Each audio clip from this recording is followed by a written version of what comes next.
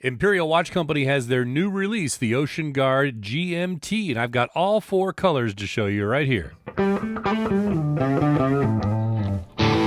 Hey now, I'm Whit. Welcome back to the channel. Imperial Watch Company had a hit with their Royal Guard 200 dive watch, or skin diver, kind of vintage inspired, and they're rolling with the same theme on this latest release, though obviously there are some variances because it is a GMT running the very popular Seiko NH34 automatic GMT movement. Now, I've got all four versions to show you here in this video, and I'll do that throughout, but I just tended to gravitate towards this one. This is the jet black with coral and turquoise bezel, and that's usually not a color go-to for me, but I just really like that look, and this is the one that I wore the most, and that you'll probably see most of in this video. But I kind of think that this Pepsi bezel is going to be the most popular, so I guess I can start by telling you those four colors. Again, this is jet black with coral and turquoise bezel. This is the jet black with Pepsi bezel. This is the jet wash white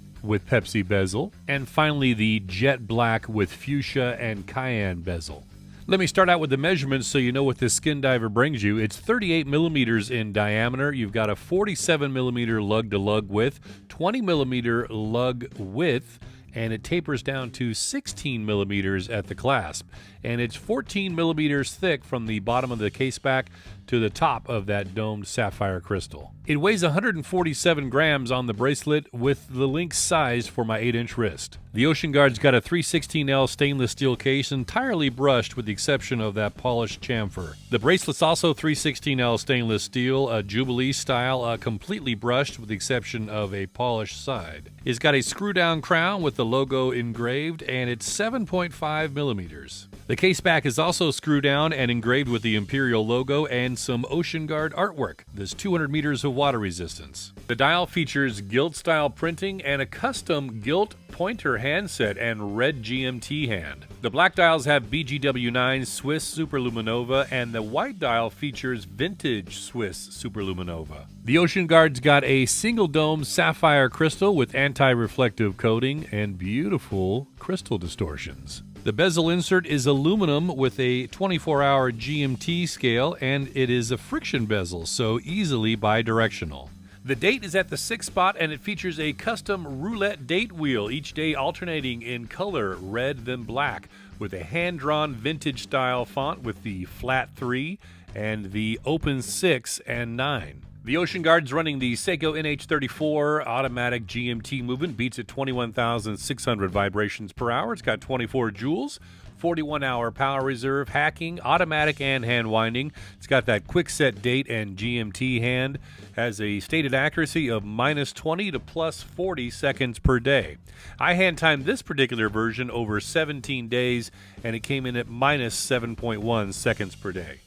Well, in case you're wondering, I'll give you my likes and dislikes now. So I'll go through the things I didn't care for first. And it's going to be the shortened end link here. It looks fine if you look from the top down. And this is pretty common for a Jubilee-style bracelet. There's nothing new here. But you see that it's actually shorter than the entire length of the lug. So again, top down, it looks fine, but what that does is exposes this corner, which is just a little sharp. Now, it has been rounded off, but it's just the nature of it. It's going to be a little sharp. So if your watch is kind of draping down like that, you will feel a little bit of that corner. Now, the good news is this will make the lug-to-lug length essentially a little bit shorter. As you see, the precise lug-to-lug is 46.8, but if I measure where the lug drops off, I get about just under 46 millimeters. Then the only other thing that kind of threw me for a spin was the 12 o'clock marker. Now, I just kind of thought that since this was going to be, a vintage-style skin diver, that seeing that emblem, it made me, kind of think or hope that it was going to be a moisture indicator. And it's not. It just happened to be the designer's choice for a playful take on night and day. So I think it does tie into the GMT design overall. It just, like I said, kind of surprised me because I mistook it for something else. Okay, now all the yumminess. Man, you know how I love this crystal. Imperial sources some great crystals. This sapphire with that single dome. I just love all the distortions. You can see the blue anti-reflective coating here. It just looks so crisp and clear, and it really complements my next favorite, this gilt handset. I mean, you just see the shininess when you get that the sun or a light popping on that handset. Through this clear crystal, it just looks so beautiful. And again, with this wonderful handset design, you've got the precision of the seconds hand and the minute hand ghosting over some of the hour markers. So you see there the second hand over the 4 o'clock spot and now the 5 o'clock spot. And then the minute hand does the same thing on the 3 o'clock and 9 o'clock index. And when that hour hand hits either of those two indices, it's got a pretty cool look to it as well. And this roulette date wheel, I mean, that is just so killer. I mean, who else is doing that, right? These are all hand-drawn numerals, and they just have this great vintage look. And I just love that, you know, each day having a different color on the dial. It's just a beautiful touch. Another favorite is this beautiful Jubilee-style bracelet, entirely brushed with the exception of the sides, which are polished. It's got solid end links, solid links, screw pins for adjusting. But the beautiful thing is this taper from 20 millimeters down to a nice skinny 16 to reveal this beautiful long and skinny, very narrow clasp. There's some beautiful brushwork on the clasp with an Imperial logo etched in, a double push button release to reveal the fully milled clasp, and the best feature is this toolless micro adjust. So there are 5 different positions. This is all the way out, and when it's in that state, you can just push it into the next 4 positions and it will not pull back out.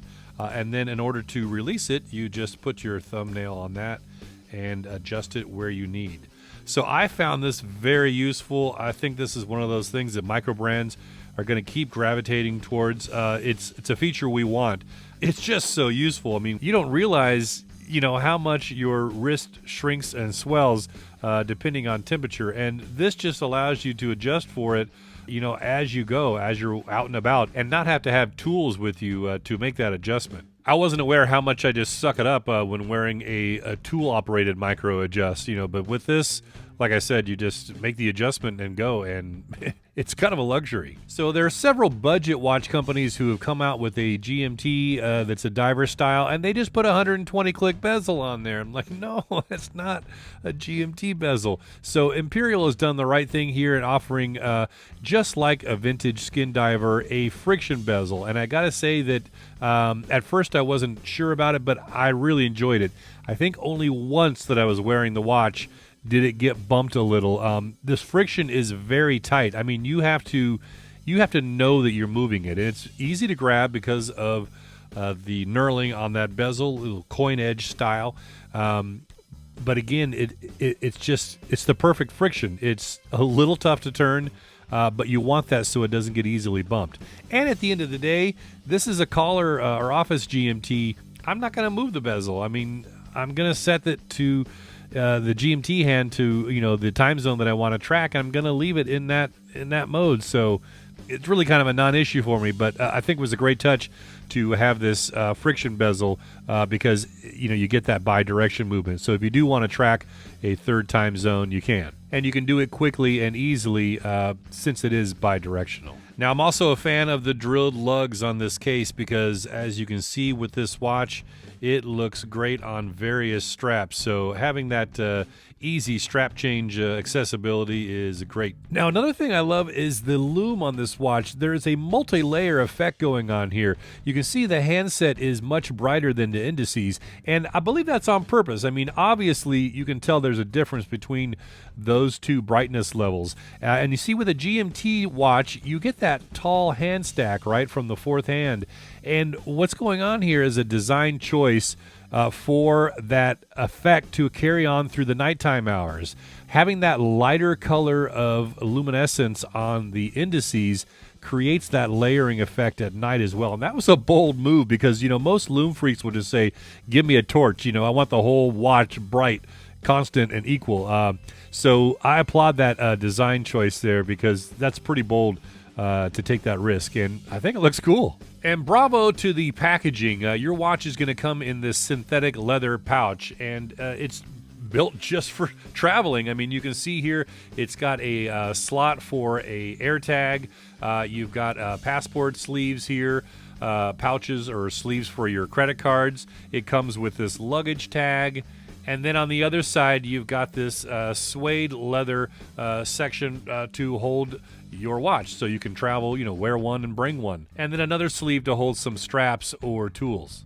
Okay, so now for the availability. The Oceanguard is priced at $499 US with free shipping to the US.